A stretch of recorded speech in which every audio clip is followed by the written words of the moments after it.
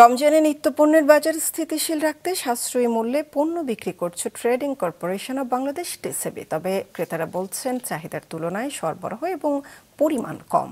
রোজার 5টি পণ্য বিক্রির এই কার্যক্রম 28শে রমজান পর্যন্ত চলবে ঢাকার 50 ও চট্টগ্রামের 20টি পয়েন্টে।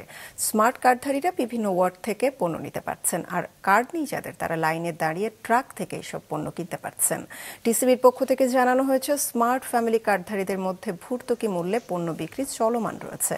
প্যাকেজে আছে তেল, ডাল, চিনি, ছোলা ও খেজুর। ট্রাক সেলের জন্য ঢাকার নির্ধারিত বিভিন্ন স্পট ঘুরে দেখা গেছে নিম্ন ও নিম্ন মধ্যবিত্ত ক্রেতারা পণ্য কিনতে দীর্ঘ সময় ধরে অপেক্ষা করতে হয়।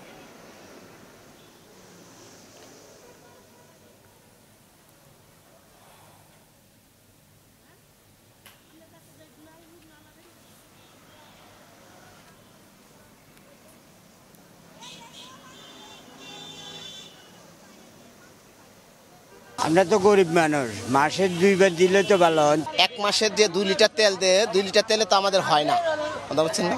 অন্তত 4 লিটার তেল যদি দিত তাহলে আমাদের মোটামুটি হইতো আর কি। এই কার্ড পাওয়ার পরে 2 মাস ধরে মাল পাই না, এই আজকে পাবো এই মাসের। অনেকে কার্ড থাকতে পায় না, মাল শেষ।